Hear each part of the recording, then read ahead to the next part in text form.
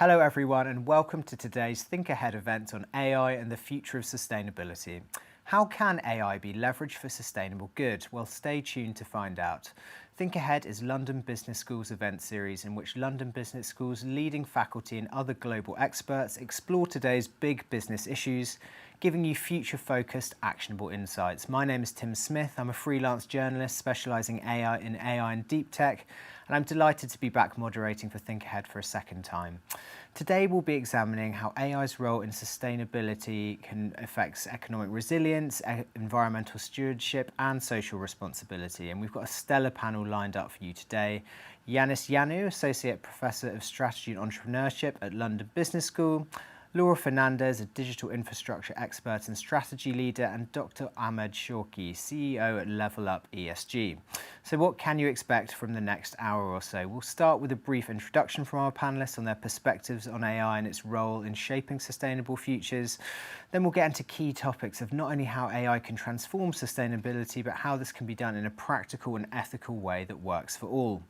As always, we want to hear from you. So before we get to the introductions, we have a poll question for you. And that is, what is the biggest challenge for organisations leveraging AI to achieve sustainability goals? You should have three options coming up on your screen now. So do just click the one that speaks to you most. And as we give you a few moments to think and submit those responses, I'll hand over to the panel to introduce themselves. So Yanis, could you start by telling us a little bit about yourself and your area of expertise? Absolutely, Tim. It's wonderful to be here with this wonderful guest to, of course, discuss a very important topic and a topic that is on everyone's mouth these days, everyone's lips. So I've been at London Business School for 15 years. All of my work, all of my research is about understanding how environmental and social issues are addressed, integrated, embedded by companies and organizations globally. And of course, the intersection of AI and sustainability is a very timely and a very emerging topic, because clearly AI has both implications and consequences in terms of how organizations look at and try to integrate or try to address the underlying sustainability issues that relate to AI. Thanks for that introduction. I think it is worth saying that people often think of sustainability in just environmental terms, but today we're going to be looking at nuances of how AI also impacts sustainable growth in terms of community building, inequality, economic risk, and those kind of things. So we won't just be looking at environmental sustainability today, but how all of these issues intersect. So thank you, Yanis. Laura, let's come to you. Sorry, we'll go with Laura today, your English name, but tell us a little bit about yourself and your area of expertise with AI. Thanks, Tim. Thank you very much for having me as well on this panel. I'm Laura Fernandez, an LBS alumna, and I have 25 years of experience in the technology, telecoms, and digital infrastructure space. I'm an electronic engineer by training, so from being an engineer on the field deploying networks to really moving into strategy, finance, and capital allocation, which is quite key. One of the areas that I have always had in mind was how to close that digital divide, that apart from the environmental footprint that these new technologies, and we will talk about that later on, will be impacting our environment. I also think that we need to think about how to bridge that gap going forward. Thank you. Wonderful. And yeah, as you say, there's a very physical element to AI. People often think about it as just a little kind of chatbot on their phone, but we're going to be getting into how that has real physical implications too. So thank you, Laura. And Ahmed, on to you. Give us a little bit about yourself and how AI comes into what you do and your experience. Thanks, Tim. I'm Ahmed Shawqi, alumni, LBS alumni, and the Chief Executive of Level Up ESG. Level Up ESG is an AI-powered SaaS platform for sustainability, data management, and integrated risk management. I bring over 20 years of experience from consulting management, specifically in corporate governance, in governance and risk management. Brilliant. Okay, so we may have some poll questions now. Thank you for those perspectives. And just one bit of housekeeping and a note to you, the audience, that as we go through today's session, you can submit your questions using the dedicated Slido function. I'll put those to our experts here. If there's anything specific you'd like to know, also please say if there's one panelist in particular you'd like to put it to. Otherwise, I'll choose the best person and put them on the spot. And that's on the right side of your screens at any time, and I'll do it as we go through so you can get answers live throughout the conversation. So let's see if we can see the results to the poll. Interesting. Okay, so we have 4 options. Coming up first is ensuring ethical use. Of panelists, we've got the data here if you want to look at it. Data reliability and accuracy in second, integration with strategy third, and yeah, other, fair enough, quite low down. So 2 kind of leading options that are actually pretty much neck and neck. In terms of ensuring ethical use, what do you think, Yanis? Does that surprise you as a leading answer? It actually does not surprise me, because a lot of discussion in the public domain is essentially about what sort of guardrails do we need to put around the use of AI. And Tim, just to clarify that, although most folks, when we talk about AI these days, they think about ChatGPT and what we know as large language models or LLMs, there's clearly a whole sort of family of technologies that go under the label of AI. So when folks say ethical usage is a big issue, we need to understand that in the context of the entirety of those technologies as opposed to just the LLMs. Be that as it may, there's a lot of ethical questions related to, of course, the data that the LLMs are being trained on, the biases that they have built in simply because of the biases of the data, but also, most importantly, perhaps, is how do we use AI? And as I'm sure you know and the audience knows, we have already seen in some of the big tech companies protests by their own employees in terms of how they use AI and to whom they sell these AI services. So I'm not surprised that the ethical sort of dimension, both in the inputs and outputs of AI, is high on people's minds. No, it's a great point that about this is not just about these new-ish generative technologies. I remember, years ago reporting for the BBC on facial recognition technology being used in China. That's a more classical type of AI system, but AI nonetheless. It just wasn't being called that. And I think, we have come to understand AI as only LLMs, which is not the case. So perhaps we'll get more into that later in the discussion.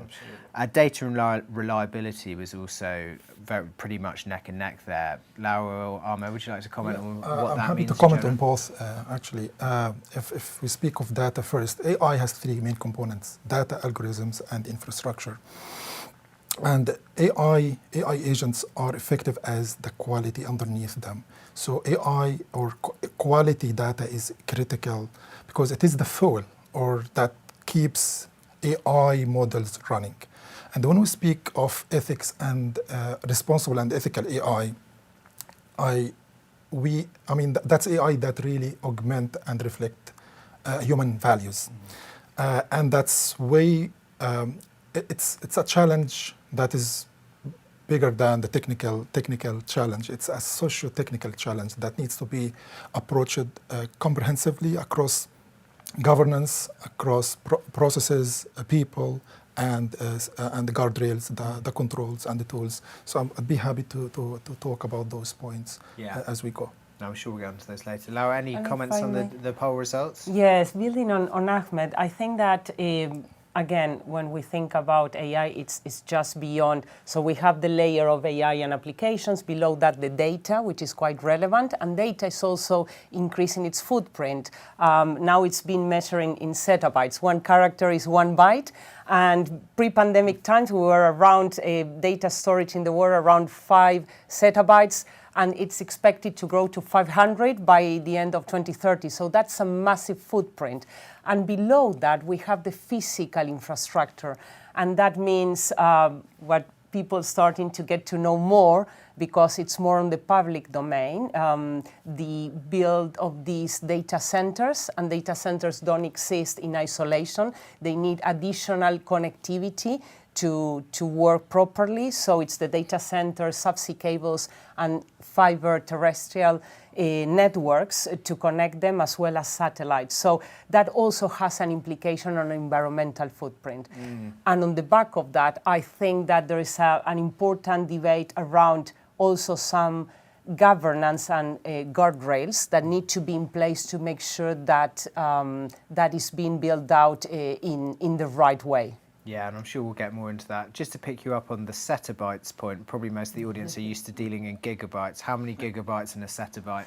Well, 1 zettabyte, just to make it in something a little bit more tangible, is 1,000 trillion books, equivalent to that. 1,000 trillion books. Okay. If I cannot even think about what that means in practical terms, Yeah. but it's really an incredible amount of data, and everything that it's online in our accounts, from the email, social media, to large corporations, banking, now everything is in a way on the cloud, and that footprint is growing as well exponentially. So it's something that it's required to train these AI systems, but it's important to look at that footprint as well.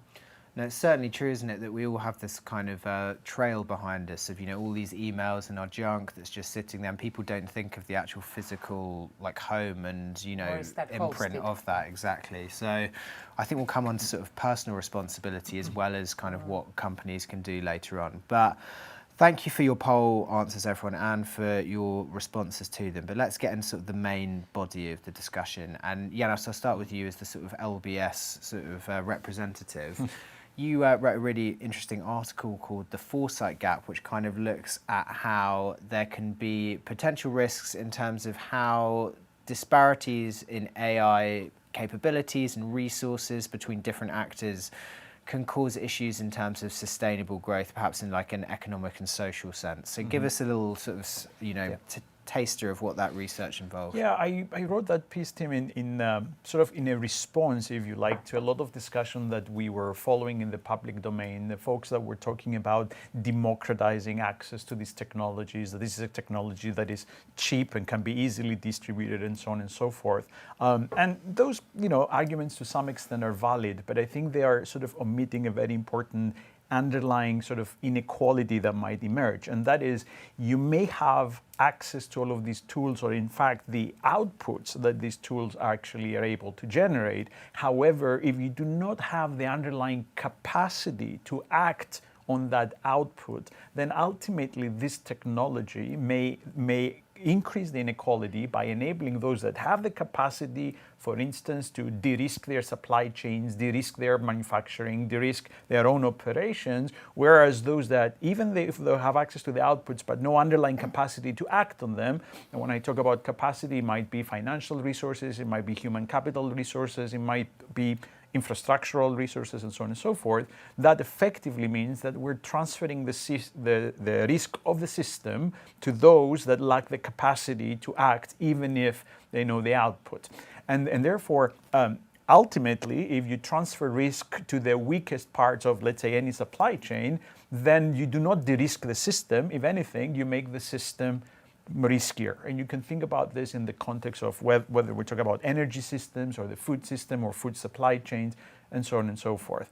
And related to that, we should not forget that although these technologies for us, we say, oh, $20 a month, it's okay. We have access to ChatGPT, the advanced one, and so on and so forth.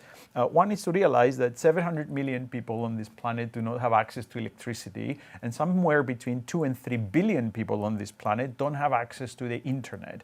And therefore, if you were to extrapolate from that sense of inequality, yes, we of course worry about jobs and displacement and economic implications of these new technologies, but one should not underestimate that not just the technology alone, but the underlying infrastructure to act on what these technologies are producing is unequally distributed.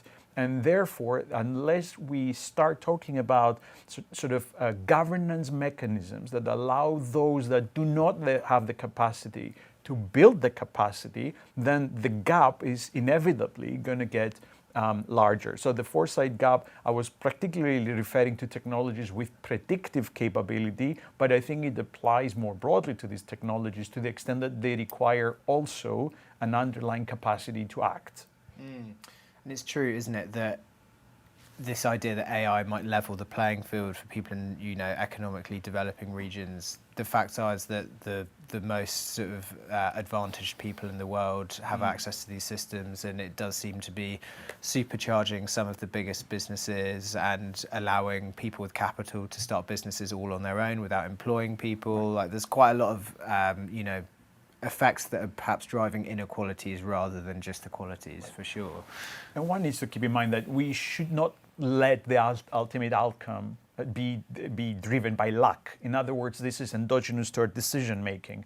No technology is, inherently good or inherently bad. It's all about the governance, and both locally as well as internationally, that we put around it. And there's Nobel-winning economists that have studied this, like Daron Acemoglu, and his great work on the role of institutions and governance around technologies, because precisely they have the potential for positive impact, but that potential to be realized in an equal way, in an equitable perhaps way, is dependent upon the governance that we put around these technologies. I'm going to come to Ahmed on governance in just a second, because I know that's sort of your specialist subject, but let's kind of ground this in the sort of like the physical reality, Laura, because you touched on it earlier, but just give us a sense of beyond just data storage.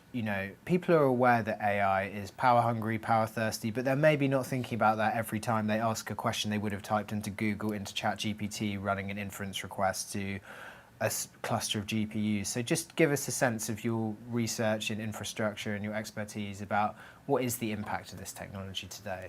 Sure. It's quite fascinating when you start looking at the actual impact. So on the one hand, you touch on the ChatGPT query. So that requires 10 times more energy than electricity, than a Google search, as one example. From 0.3 to watts per prompt to 2.9. So it's quite significant. And it is expected that probably the power required for data centers by 2030 will increase by at least 160%. And of course, there are a lot of disparities across regions. If we just look to the main areas, US, for example, currently they have an installed capacity of just shy of 50 megawatts, and that will, gigawatts, and that will, the pipeline is showing that it will reach 92. And then the second largest of installed capacity is China, shy of 40 gigawatts, and with a 70% increase by 2030. And Europe follows with roughly 10 gigawatts.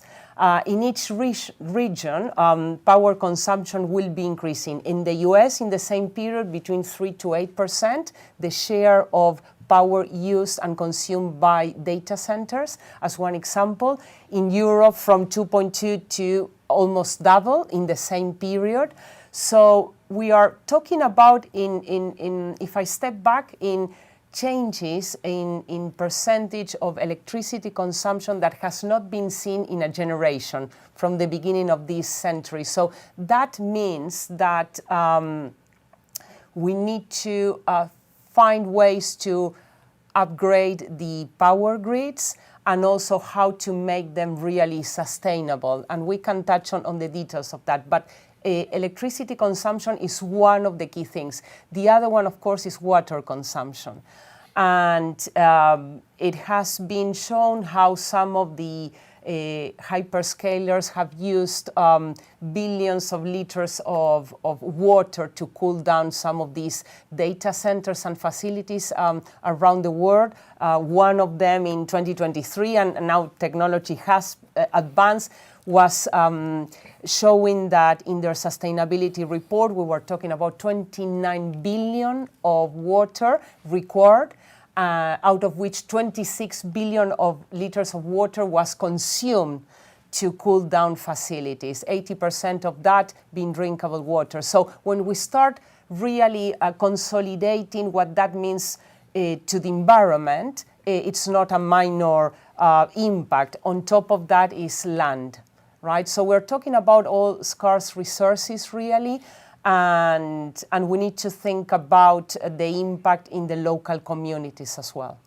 Absolutely. I think we'll come on to some of that more in detail earlier, but it is frightening to think of just how much this is going to increase. And I suppose there's a bear case for perhaps AI is overhyped, but it's also very possible that AI adoption is going to be everywhere in a way that it isn't today, in terms of an enterprise, in every organization, in our glasses, in our neural implants, as we were talking about earlier. But so I suppose it's pretty hard to predict where it's going. So let's hope AI can help us design nuclear fusion or something like that. But Ahmed, coming to you. So you're an expert in governance, and I guess that you've seen this explosion, as I've just touched on, in terms of, I guess, startup, scale up, enterprise interest in this technology. Absolutely, yeah. And I suppose it creates two things. One is whole new ESG concerns to manage, but also new ways to manage all of the concerns with AI. So talk us a bit through how companies are approaching their use of AI. Absolutely. First, I agree with Professor Yanis and the points he made. We have witnessed that because we have some clients. We engaged with clients in Africa, and we have noticed that firsthand. And we see the gap between AI reality today and AI potential is AI governance. Could you sort of maybe give us an example? It doesn't have to be a name, but just like sketch it out, just to kind of tell us what you've seen. Access to infrastructure. We had engaged with clients who were not able to deploy an AI-powered product because they don't have the infrastructure. Right. That's a simple example. I couldn't, of course, mention name. But the point about the gap between reality today and the future of AI or potential of AI is corporate governance, because AI is moving now from just intelligent automation to the future of fully autonomous agents. The AI, if we speak of AI has 3 levels of maturity, starting with the basic level, that is basic automation, like just a simple alerts, like in cars, like the cruise control in a car, or a simple alert when carbon emission reaches a specific level. The second level is intelligent automation that we see today. So we are just level 2 of 5. What we see today is level 2 of 5. So the potential is huge, but needs to be managed.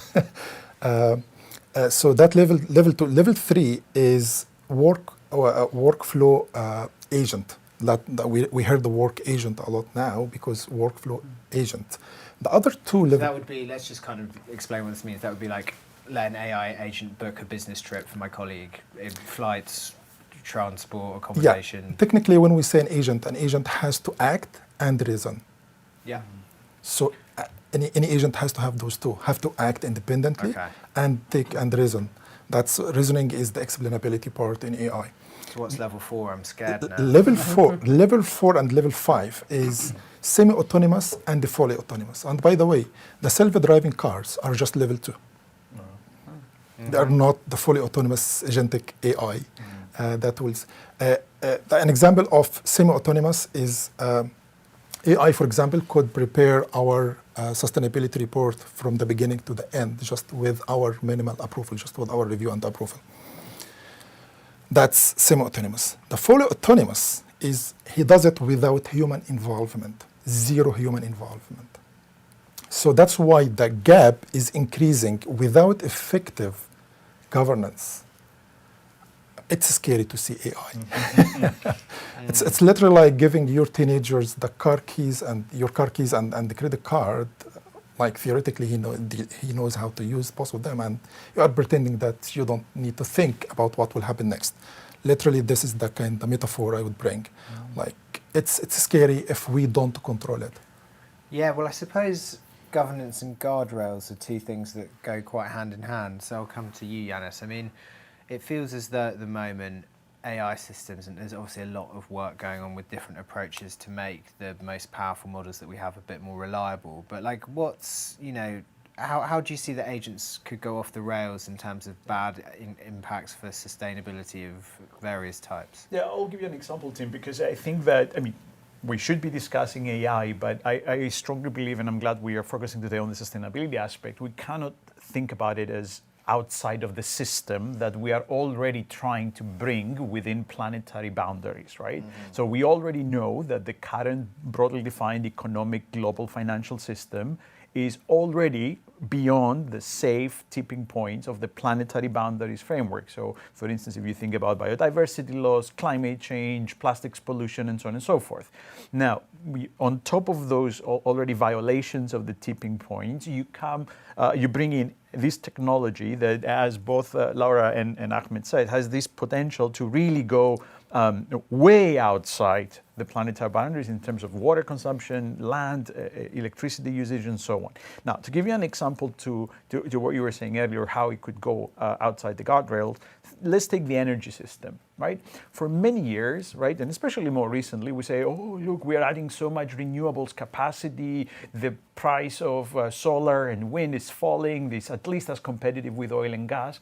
And then I ask you, well, if that's the case and we're adding so much capacity, why is it the case that we haven't seen carbon emissions going down, but they're actually still increasing? And there's no chance we're going to halve emissions by 2030 as we should. Well, the answer is rather simple, because if you only see the new capacity that comes in and only see the technology, well, yeah, you can have a positive story. But what you don't realize is that there's the energy system, and then there's energy demand. If the energy demand keeps growing in the way that it's growing now, for instance, because of AI, then you can accommodate both oil and gas, for the fossil fuels, as well as renewables. Which means what? Which means you haven't solved the climate change problem, and if anything, you made it worse. And at the same time, you haven't penalized, in other words, taxed, the source that actually generates this negative externality. So this is an example, even with where AI is today. Forget about the more advanced stages that Ahmed was saying. This is a system that needs to be looked at more closely, because if our starting point is the limits set on our planet and we understand them by science, then ultimately it's not the planetary system that needs to respond to us. It's us that need to respond to this planetary system, or else science tells us what's going to happen. And that is part of the governance that we need to discuss, because in my humble opinion, we haven't discussed it enough.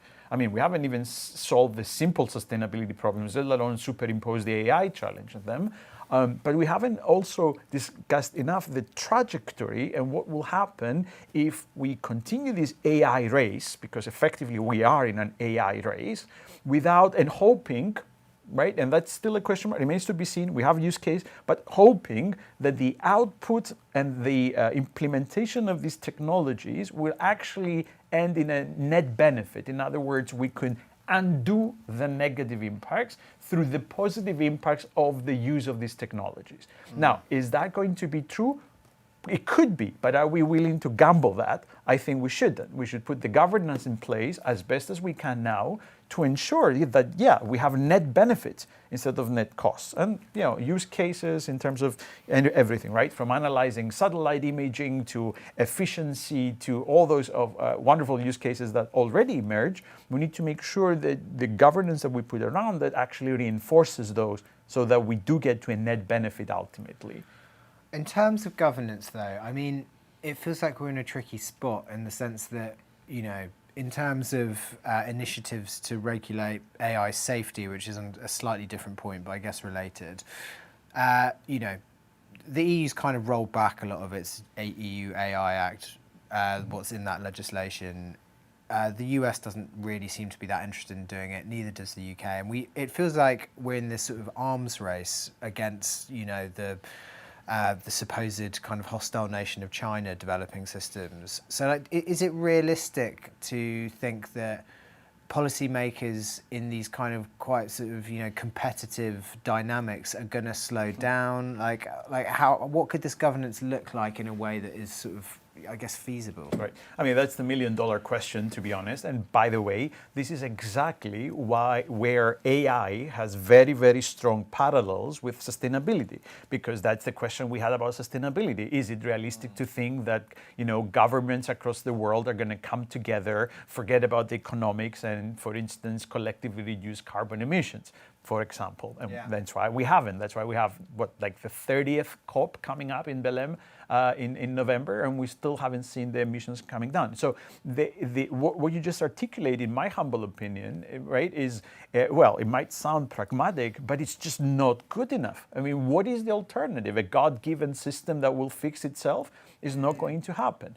And I think, if I may add one more point here, is that the problem, in my view, fundamentally, is that the global institutions that we have today, whether you want to talk about the World Trade Organization, the IMF, the World Bank, the Bretton Woods organizations, right, that came up after the Second World War, are not fit for purpose. They were not designed to solve problems like sustainability or AI. And unless we start reforming those institutions, in addition to governments and you know, corporations and even individual behavior, we're not going to solve the collective problem. And so that's why I do think there's so much value in looking at AI and sustainability in parallel, because they are collective global challenges for which institutions are unfortunately lacking. But, you know, in the case of AI, and as Ahmed was just describing, if we do get to that level 5 and we don't, I'm not sure we'll get the chance to. That's the challenge here. No, it's a good point. And I was, related to AI safety again, I was at the first AI safety summit that happened at Bletchley Park, the old World War II code-breaking centre. And you know, there was a lot of skepticism before that. I think people thinking, oh, this is just a sort of, you know, the UK trying to look good on the world stage. But actually on the day, it did feel like a meaningful sort of at least bringing together leaders, and just to show that you're taking things seriously in AI safety had value. And perhaps we need a similar thing for AI energy usage. I mean, it's deeply unsafe for the world to be increasing our power out sort of consumption that much. Laura, coming to you, so like one of the things that I guess might be on the table at such a summit, if there was one, was how can, you know, we might not be reducing how many inference calls or how many models are trained every year, but perhaps we can reduce the footprint of each inference call or each training run. So like what kinds of solutions are people working on to reduce that footprint for AI? So, sure. I just want to build a little bit on the point that was just discussed, if I may, Tim. Yeah. Because it's quite relevant, and it's a stark contrast between different regions when you look into the US and Europe. And actually, you've just touched on that when you mentioned the Cloud and AI Development Act of the European Union. And the approach is quite different. So I was looking at the discussions that took place earlier in May this year in the 10th United Nations Science, Technology and Innovation Forum, in which AI was, of course, discussed to underpin the SDGs, the Sustainable Development Goals. And there was a very interesting, actually, debate in which, on the one hand, there was a view on the value created by AI, and some were quoting figures of 300 billion investment just in 2025 by some of the big corporations. But then, on the other hand, from a digital divide perspective, how we are leaving so many people behind and exposed, especially some vulnerable groups as well, right? And the approach that we are seeing is the US really racing to get ahead and investing heavily in this new technology, and that's why we are seeing, when I earlier quoted about the almost 92 gigawatts in the pipeline that they have, as opposed to the almost 12 in Europe with a 70% forecast of growth. Still, that gap is quite significant.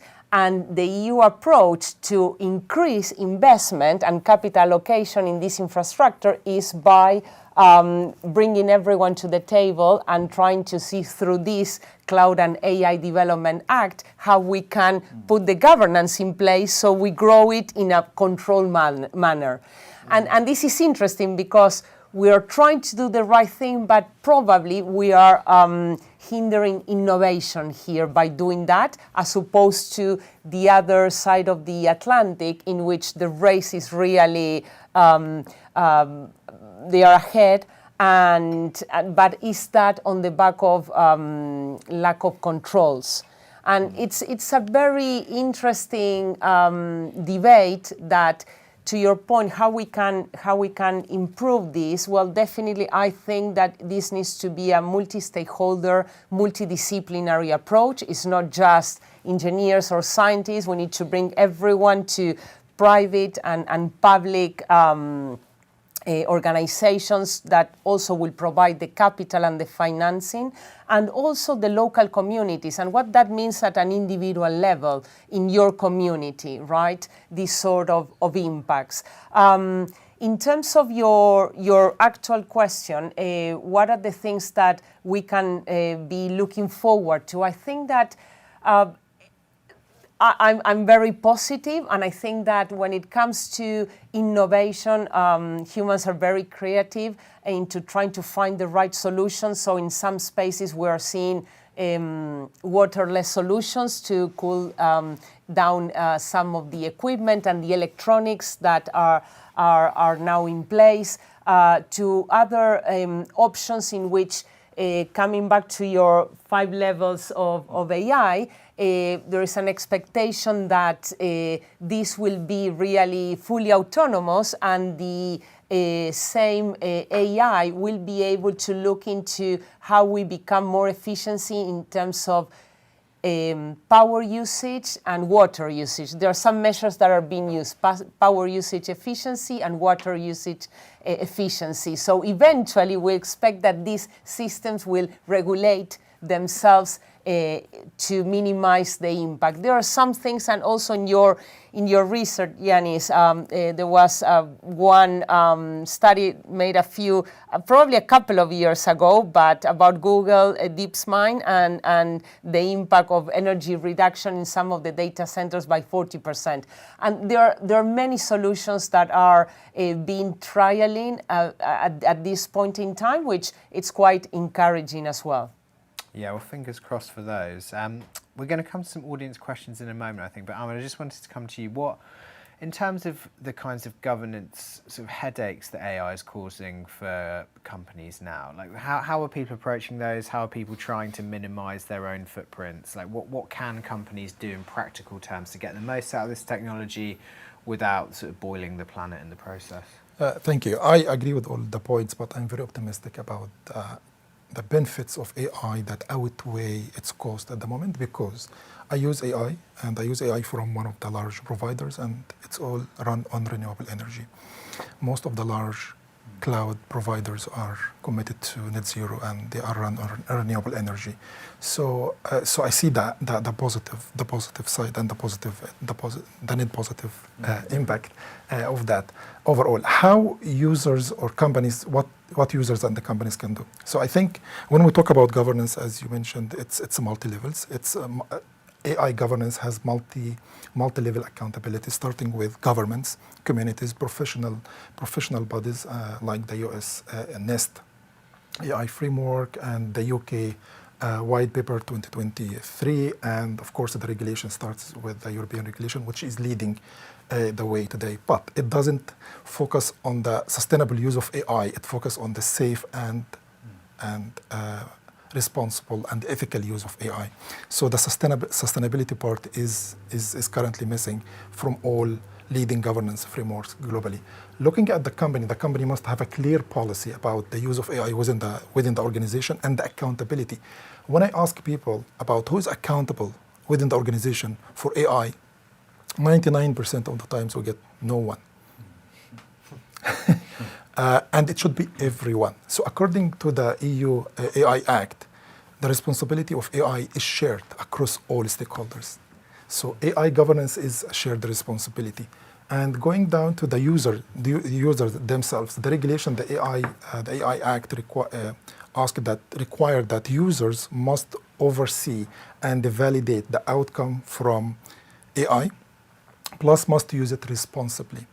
And it's just left openly, like you must use it responsibly. How can you use it responsibly?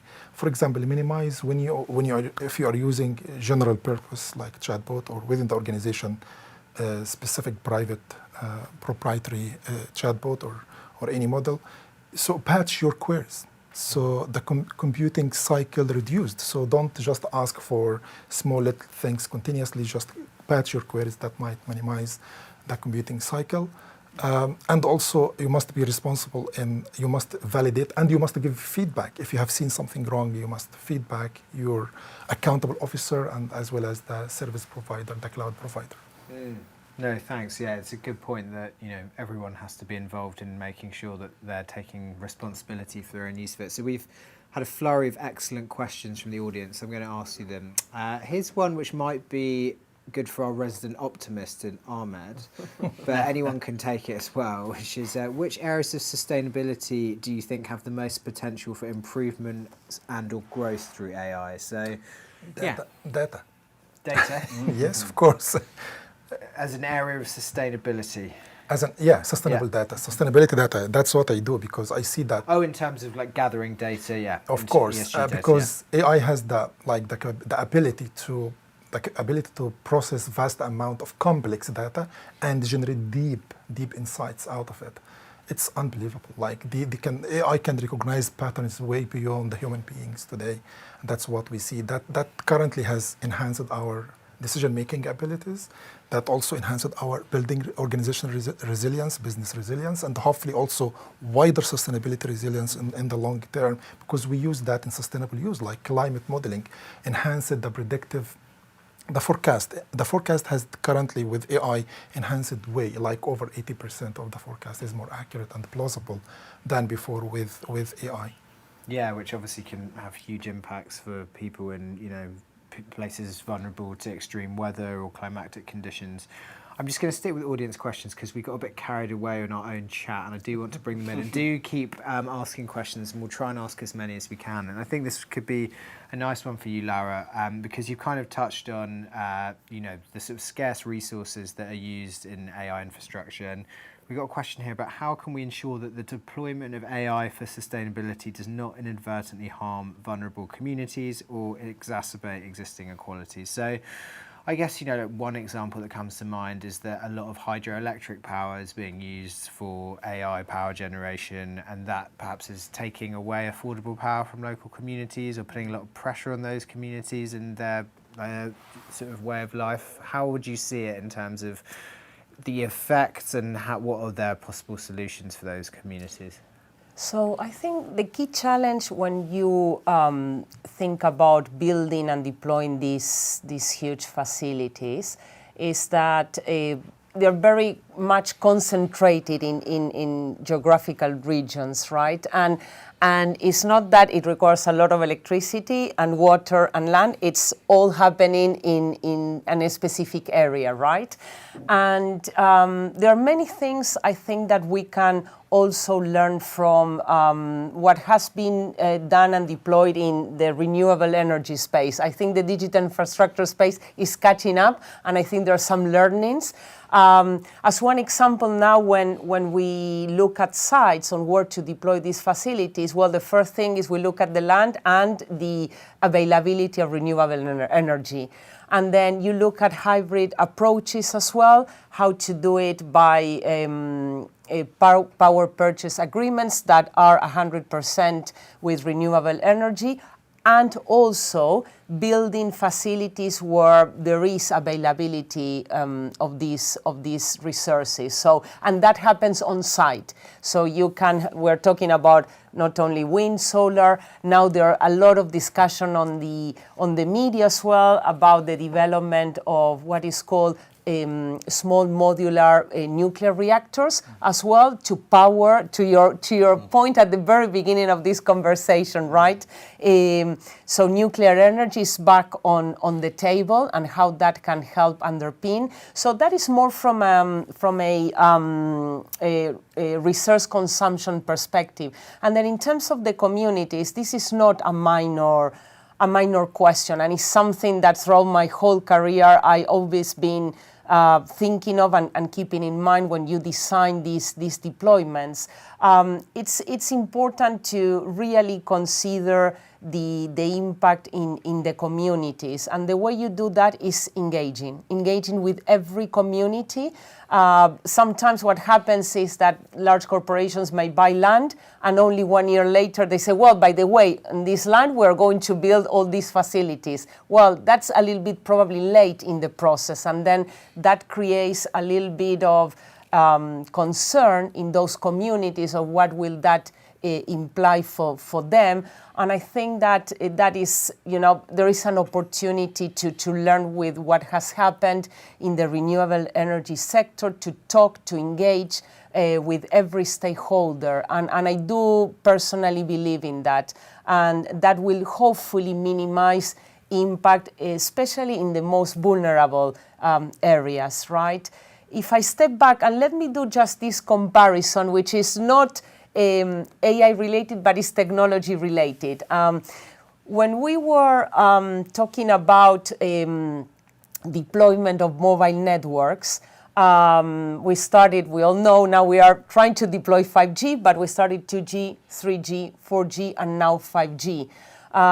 To reach 80% of population coverage with 2G, it took 15 years. With 3G, that was reduced to 10. Then with 4G to 8. It's very interesting to see how with 5G, it's coming back to a 5-year period to really reach 80% of population coverage. And when you look at the regions, you will see that by 2030, 95% of people in the US will have access to 5G. And when we look at areas like India, that will mean 36%. And when we look at Africa or probably Latin America, we're talking about 20%. So on top of these layers that Yanis was showing before, access to electricity, first layer, access to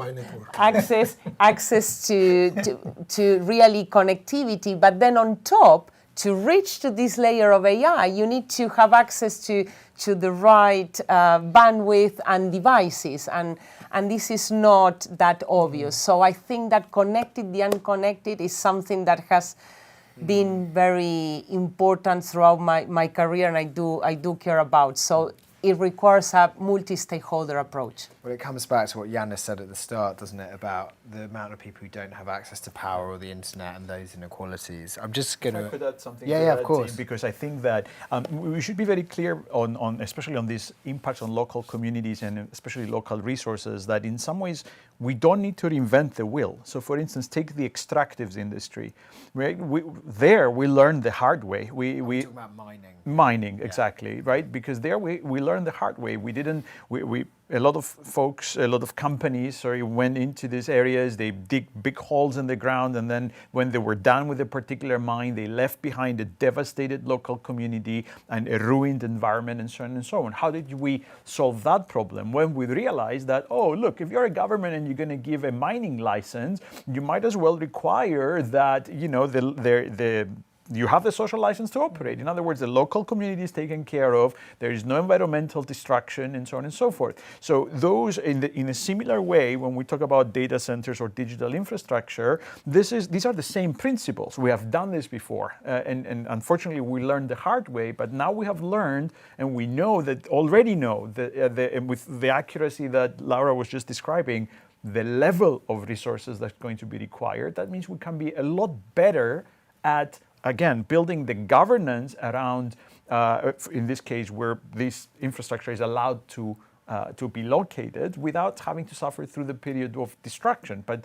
regulated in advance to make sure that these issues we preempt them, at least to the extent possible. Right, of course. And I guess it's worth bearing in mind that the chips, the GPUs that go into these data centers use a lot of rare earth minerals, and that involves a lot of mining. So all of these questions will only become more prevalent as we develop more and more. But you know what, even then though, again, we don't need to reinvent the wheel, because in recent years, a lot of countries have legislated human rights laws and human rights due diligence laws in order to precisely reveal a lot of the times what is happening in those deep supply chains, especially those that are in emerging markets, and as you rightly mentioned, in locations around the world that maybe the rule of law is weak, maybe institutions are weak, but where these resources are actually located. So again, we need to look at the system, and you see again where the overlap with sustainability is, because the overuse of these underlying resources, whether it's for AI or any other thing for that matter,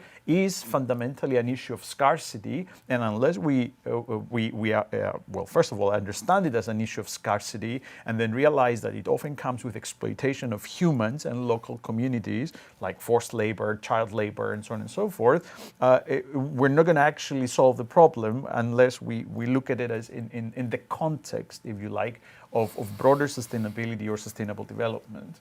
Mm-hmm. No, it's a good point. I just wanted to we've got some great audience questions here, and do please keep them coming in. I wanted to ask you one, Yanis, so you didn't feel left out.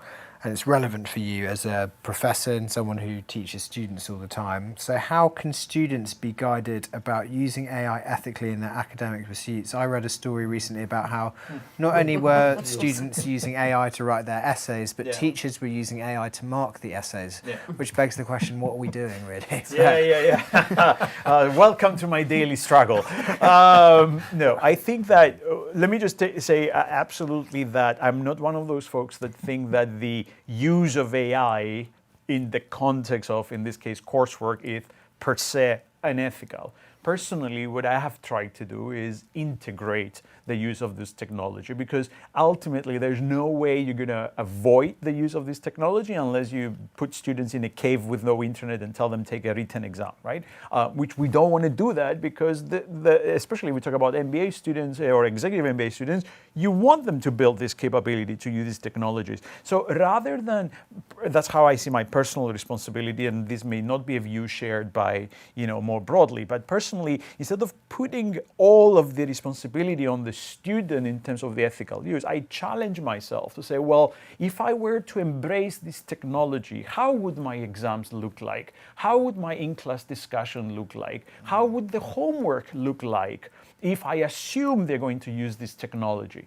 And I think that if you look at it from that lens, actually it opens a whole host of possibilities. In some of my courses, for instance, students develop their sustainability leadership plan, but actually they need to record a video where in person they explain this to me, right? I'm fine if they do all the work and discuss a plan and develop a plan with ChatGPT or Claude or Gemini and so on and so forth, but then they're able to absorb what they learn, critically assess it, and explain to me, right, what the plan that they arrived at is. It's also what Ahmed was telling earlier, in terms of, ultimately they will have the responsibility to verify and stand behind whatever the output is.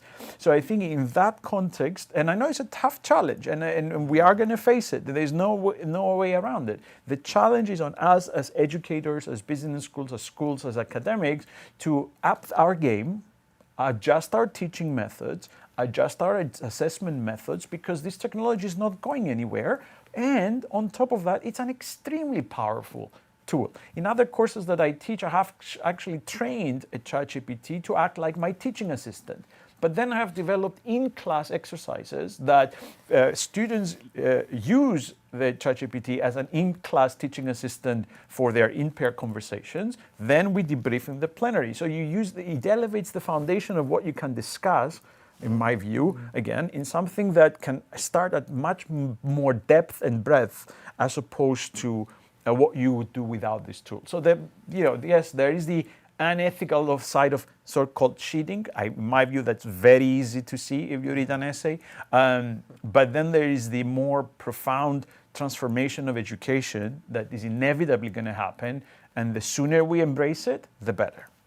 Yeah. Just as a quick follow-up, what percentage of coursework is AI being passed off as their own work, and is it destroying our sort of critical thinking abilities if done wrongly? I don't think, I'm not an expert on, all these cognitive processes and the impact of AI, and I think many scientists that are, a lot more trained than me are trying to understand the impact of AI on critical thinking. But I also think it's a matter of design. In other words, what is the design of the assignment? What is the teaching objective? What exactly do you want to assess the student on? And then you integrate the use as part of it. It's almost like saying, you're studying calligraphy and then someone is using Word instead of writing by hand. Well, obviously everything would be wonderful on Word, but then that doesn't evaluate your calligraphy skills. It's the same idea. You need to match the evaluations with the actual skill that you're trying to evaluate. I haven't seen, in other words, at least in my courses, any evidence that, critical thinking is going away and these folks are just reading what ChatGPT said. It might be a bit too early for it, mightn't it? Maybe in a few years, the kids who've grown up we can come back and discuss that. We'll come back in a few years. Or our avatars might come back and discuss that in a few years. We won't need to be here.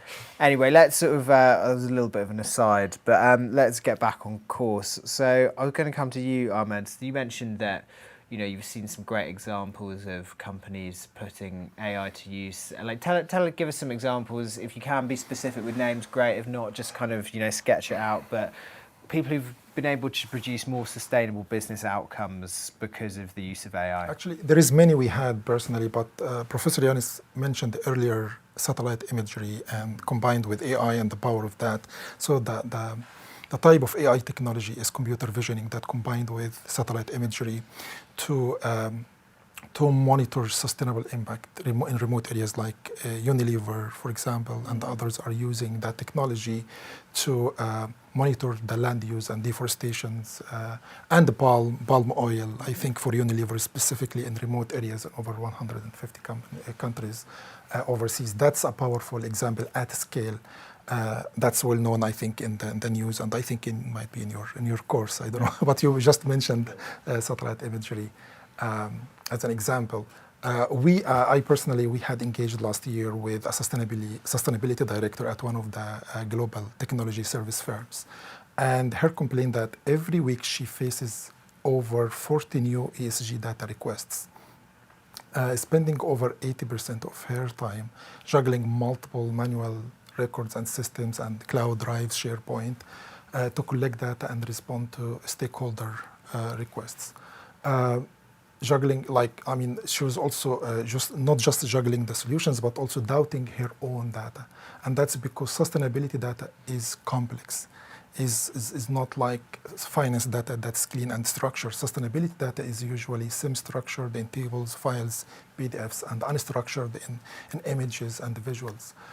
So it's really complex. AI now can, AI in use, we process, we clean all of this data within not 80 hours of their time. That could be how many?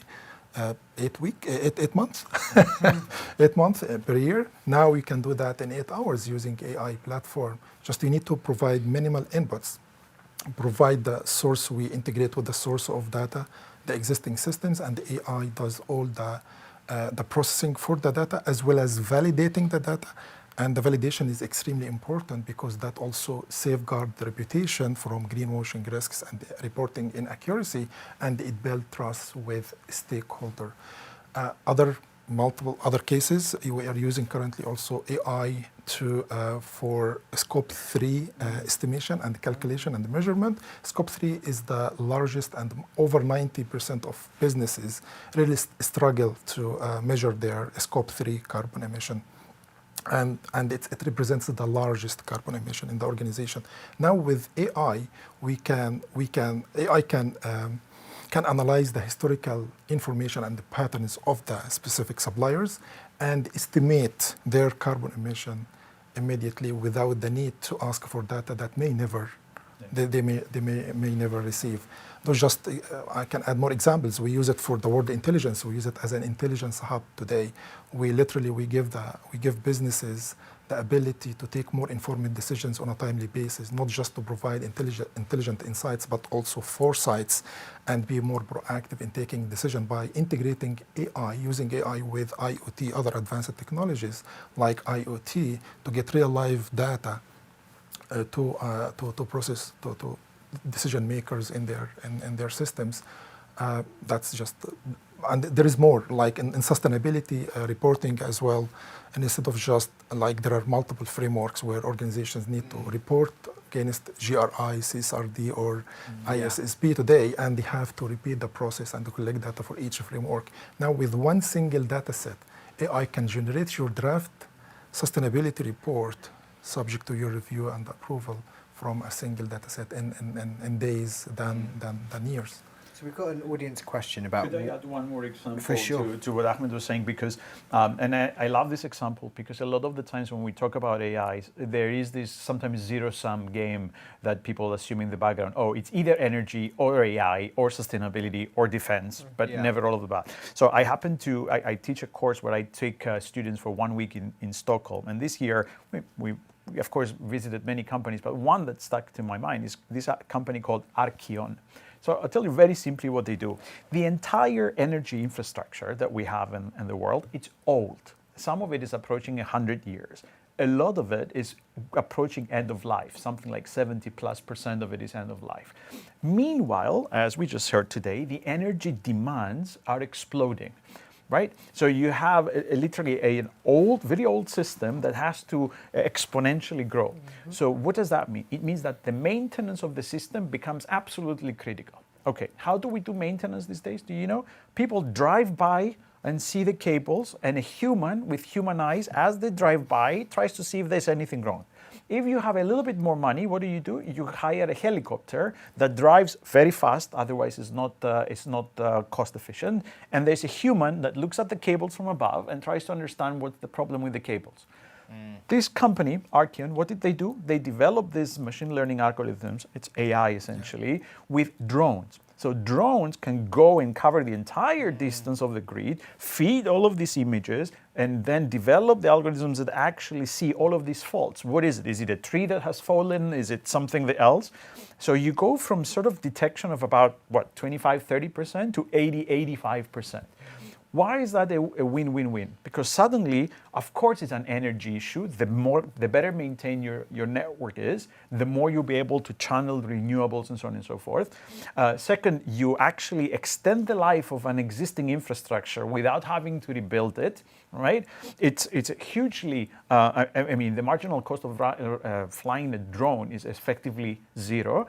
And even from a national defense point of view, suddenly you have a much better understanding of the maintenance of the electricity grid that under any defense scenario, it's very important, right? Mm-hmm. So that's what we were saying earlier in terms of the net benefit. If we are sufficiently, as Laura was saying, innovative, and bring these technologies to sometimes speak to old problems, like an electricity network maintenance, probably is the oldest of problems, right? Yes. After the industrial world. Then you can create those circumstances where it's not zero-sum, but quite the reverse, that there's all of these positive synergies across them. Yeah, that's a nice example, and I was going to bring in this audience question actually. We've had some great ones. What are the various ways that AI is currently being used in sustainability other than data and reporting data? I think that's a great one. I've heard another example quite similar of drones used to inspect wind turbines and to detect faults and anomalies before they cost more money, so improving the efficiency of renewable power generation. And notice, Tim, once we install this kinds of, I would say like level 1 sort of technologies that they want, like the one I mentioned to you. Yeah. Well, there's other startups that do climate-related AI data. Right? In other words, they also have predictive power. They don't only see the problems that essentially the network suffers today, but they have predictive power. So imagine a world, they're not doing this yet, but imagine a world in which, for instance, you combine climate data and potentially weather-related implications with network maintenance, or you use all the information that you gather to do predictive maintenance as opposed to fixing faults of the past. right? Yeah. So that this is an order of magnitude increase in the efficiency of any system. So Yeah. that's another way of looking at this, the forward-looking predictive as well as the current kind of fault fixing that you can do in real time. Yes, and if I may, I think this is a great area actually, climate risk and adaptation. I think it will have an incredible impact in trying to make sure that there is a better understanding of impact of assets, and when we say asset, it could be digital infrastructure, it could be power grids and critical assets that underpin some of the key systems across all countries, really, that we are concerned. We've seen an example a few weeks back, what happened in Spain and Portugal, right? Which is quite scary when you think. Does anyone know why that happened? Well, yet? I think that there is still an ongoing investigation, but I think that beyond that, it's quite interesting to witness what could happen, if with a large outage happening across two nations, right? A little bit, I think earlier this week or last one, there was also an article that was stating Ireland is one of the countries across the EU that are more advanced in trying to make sure they had frameworks to incentivize the development of this digital infrastructure. However, there's quite a growing concern about, as one example, power consumption that reached almost 20% of the share of electricity. So I think that climate risk and adaptation is a great area where we will see even more examples going forward. Others could be with waste management as well, water management, carbon management. These are all areas that in many industries are going to be adopted. It will really reduce costs, but most importantly will aid in decision making and where you allocate resources, including capital. I mean, we don't have time to cover the whole thing today, but think about wearables and health. Like if you consider what these algorithms can do in terms of, for instance, monitoring your heart rate, or God knows what else they can monitor simply by something that you might wear as a ring or as a watch. If you take even at the individual level, the healthcare implications of AI are huge. I think it's actually hard to exclude any sector. And if you do consider, for instance, healthier lives as part of broader sustainability and responsibility, then that sector is also ready for disruption because of AI. Absolutely. Yes, absolutely. We had a question here, which a final audience question that I think I'm going to put to Ahmed. So this is about what guardrails need to be in place to prevent AI tools from amplifying greenwashing or introducing model risk into sustainability-linked decisions. And I guess it kind of made me think of the fact that if I've got AI writing my ESG report, it might sort of fiddle the results a bit favourably. These models aren't necessarily completely factual all the time. Is there a chance that even inadvertently you might be kind of gaslight greenwashing yourself that everything's okay when the model might not be being accurate if you rely on it for reporting? Of course, there is possibility. The risk is possible. However, we currently use an AI agent to enhance the data quality and validate the data quality before it gets processed for decision making and reporting. So when we talk about reporting, also the AI doesn't generate. We don't rely on. We are not yet there. But is anyone doing that? Are there risks if people are doing this wrong? Of course, yeah, of course. You need humans in the loop at some point. We definitely need. I am supporting having human in the loop. Of course, the full autonomous is too risky, and we are not ready. And are some people doing that? The innovation is not yet there. What the currently innovation is emerging in the workflows agents, where workflows agents like steps, AI will do something and then you review and pass it to the next level. That's where we are. However, talking about guardrails or controls, it simply controls what we have. is currently we use one AI, one agent, to review the other agents' work. So we use AI to validate AI's work on top of humans in the loop before the before the data comes to.